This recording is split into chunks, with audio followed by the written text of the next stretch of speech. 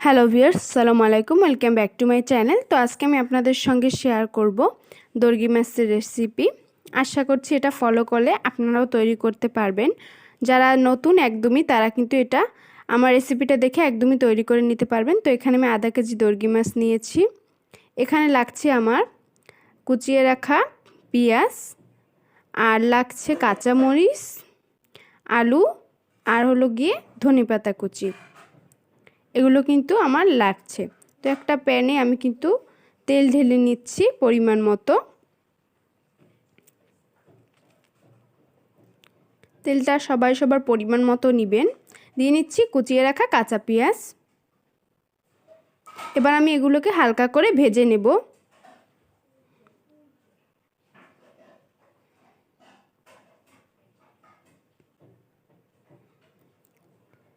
একটু হালকা করে ভেজে নিতে হবে, না হলে কিন্তু এবার দিয়ে নিচ্ছি কাঁচা পেঁয়াজ বাটা 2 চামচ, দিয়ে নিচ্ছি 1 চামচ রসুন বাটা। এগুলো দিয়ে নেড়ে চেড়ে নেব। এবার দিয়ে নিচ্ছি হাফ চামচ লাল মরিচের গুঁড়া, 1 চামচ হলুদের গুঁড়া, দিয়ে নিচ্ছি কাঁচামরিচ। এবার এগুলো মিশিয়ে নেব। দিয়ে নিচ্ছি পরিমাণ মতো লবণ।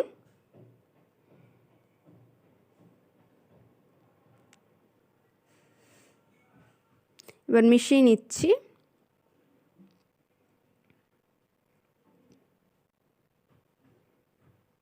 এবার দিয়ে দিচ্ছি ধনে গুঁড়া।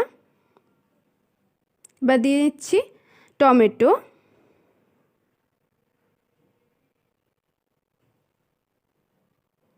এবার নেড়েচেড়ে নিচ্ছি ভালোভাবে। নেড়েচেড়ে নেওয়া হয়ে গেলে দিয়ে দেব কেটে রাখা আলু। তো আমি কিন্তু দিয়ে দিচ্ছি। এবার এগুলো মিশিয়ে নেব।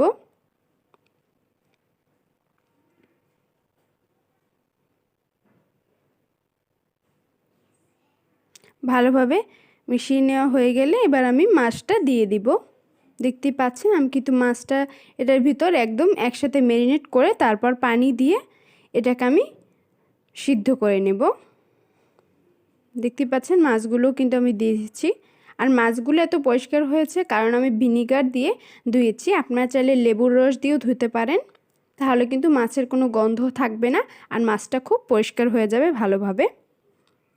তো এবার আমি পানি দিয়ে দেব।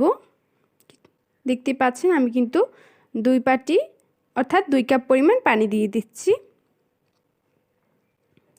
এটা কিন্তু কোনো স্প্যাচুলা বা খুন্তি দিয়ে নাড়াচাড়া করা যাবে না। আমাদের ফ্রাই প্যানটাকেই এভাবে হেলিয়ে দুলিয়ে নিতে হবে, তাহলে কিন্তু মাছটা ভালোভাবে থাকবে, আর না হয়তো কিন্তু ভেঙে যাবে। তো আমি ঢেকে দিয়েছিলাম। মাছটা আমার একটু হয়ে এসেছে। দেখতে পাচ্ছেন পানিটা শুকিয়ে আসেনি এখনও। তো এই পানিটা শুকিয়ে আসেনি, এই পর্যায়ে দিয়ে নিচ্ছি কুচিয়ে রাখা ধনিয়া পাতা কুচি। ধনিয়া পাতা কুচিটা দিলে এর ঘ্রাণটা, টেস্টটা সবটাই বেড়ে যায়। আপনারা অবশ্যই এটা দেওয়ার চেষ্টা করবেন। আর দেখতেই পাচ্ছেন আমি কিন্তু ওই সেম প্রসেসেই নাড়িয়ে নিচ্ছি। আমি কিন্তু এখানে কোনো খুন্তি ইউজ করিনি। আপনারাও এইভাবে তৈরি করে নেবেন। আমার কিন্তু এটা একদমই তৈরি হয়ে গেছে খুব সহজে, আর কোনো ঝামেলা ছাড়া এটা আপনারা তৈরি করে নিতে পারবেন। তো দেখতেই পাচ্ছেন আমার কিন্তু মাছটা একদমই তৈরি। ভালো লাগলে ভিডিওতে লাইক করবেন, আমার চ্যানেলটিকে সাবস্ক্রাইব করবেন। আল্লাহ হাফেজ।